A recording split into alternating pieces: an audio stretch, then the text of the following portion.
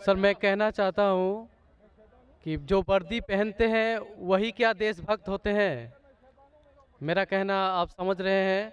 और मैं आपसे आपके हाथ से मैं कुरान को पाना चाहता हूँ, क्योंकि मुझे बहुत कुछ जानना है। मुझे कभी कभी लगता है कि ना भगवान है ना खुदा है। अगर नहीं भी माने फिर भी वो हमें सब कुछ देगा। क्यों हम लोग वेट करते हैं हिंदू मुसलमान बनने के लिए? ऐसा लगता है हमें। तो हमको बहुत जानकारी अभी बाकी है, हम जानना चाहते हैं। हमको लगता है कि ऐसा कुछ नहीं है, क्योंकि अगर स्वर्ग और नर्क है तो कौन देखा है, कौन जाके आया है और कहाँ पर है वो? अगर कोई गया है या किसने बोला है, मेरा माथा काम नहीं करता है। कहाँ है, किधर है? भाई साहब का तीन सवाल है। पहला सवाल है, भाई साहब ने कहा है कि वर्दी पहनने से क्या वो देशभक्त बन जाता है, ये आपका सवाल था। मैं वर्दी पहनने से देशभक्त नहीं बनता है। बहुत से लोग वर्दी पहन के अपने देश से गद्दारी भी करते हैं। तो वर्दी पहनने वाला देशभक्त जरूरी नहीं है।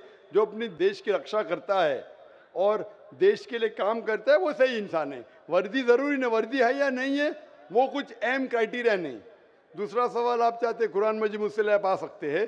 तीसरा कि मैं कभी सोचता हूं कि खुदा है क्या नहीं है, क्यों लोग आपस में झगड़ते, स्वर्ग है क्या नहीं है, किसने देखा स्वर्ग है क्या नहीं है, तो क्या करना क्या जानना।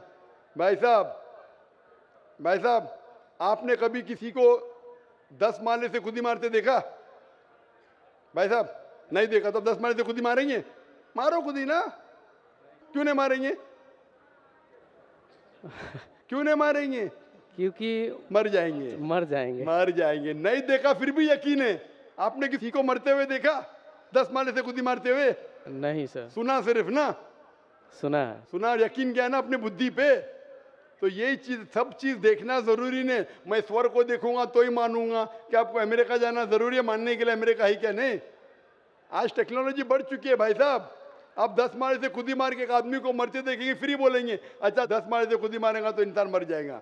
ये जरूरी नहीं देखना। अपने बुद्धि से आपको इम्तिहान लेने पड़ेगा, क्या बात सच है क्या बात गलत है।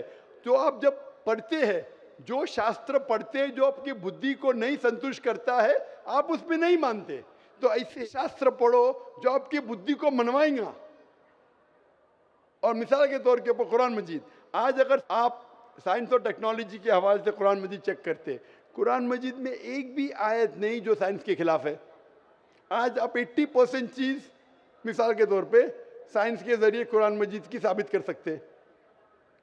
20% एम्बिग्युअस है, नीदर सच नीदर गलत। मिसाल के तौर पे साइंस ने ये साबित नहीं की क्या स्वर्ग है या नरक है, बराबर। साइंस ने ये भी नहीं साबित की कि दूसरी जिंदगी है, पुनर्जन्म, लाइफ आफ्टर डेथ। लेकिन अगर 80% 100% सही है, 20% डाउटफुल है, नीदर राइट नीदर रॉन्ग, मेरी लॉजिक कहती है कि इंशाअल्लाह ये 20% भी सही रहेंगी। ये अंधविश्वास नहीं है, ये लॉजिकल विश्वास है। तो कुरान में बाकी साइंटिफिक फैक्ट के अलावा ये भी लिखा है कि स्वर्ग है नरक है। तो ऐसी किताब पढ़ो जिससे आपका मन संतुष्ट हो। आप कुरान मजीद पढ़ो, इंशाअल्लाह आपको यकीन आएगा स्वर्ग और नरक में।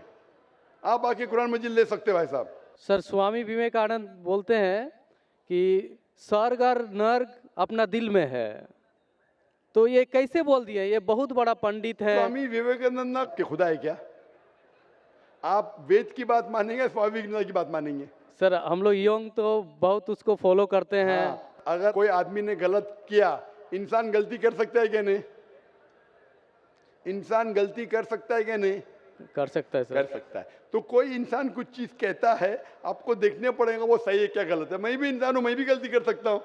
गलती क्या तो बोलूंगा सॉरी भाई, इंसान हूं, गलती कर सकता हूं। कर सकते क्या नहीं? तो अगर स्वामी विवेकानंद ना वेद के खिलाफ बात करे तो उसकी बात मत मानो। जो बात वो वेद के मुताबिक करते वो बात मानो। आप समझ रहे? मेरा भी कोई जुमला मिला जो कुरान के खिलाफ है, मेरे जुमले को भी फेंक दो ना। स्वामी विवेकानंद ना दूर की बात है, मैं अगर कुछ कुरान और सही हदीस के खिलाफ बोल रहा हूं तो मेरी बात भी मत मानो। मेरा 2 स्टैंडर्ड नहीं, मेरा डबल स्टैंडर्ड है, 1 स्टैंडर्ड है। जो खुदा ने बोला, खुदा की किताब को मानो, उसके ऊपर अमल करो। लोग अक्सर आपको खुदा की किताब से दूर लेके जाते, मैं यहाँ आया हूं लोग को खुदा की किताब के नजदीक लेके आने के लिए।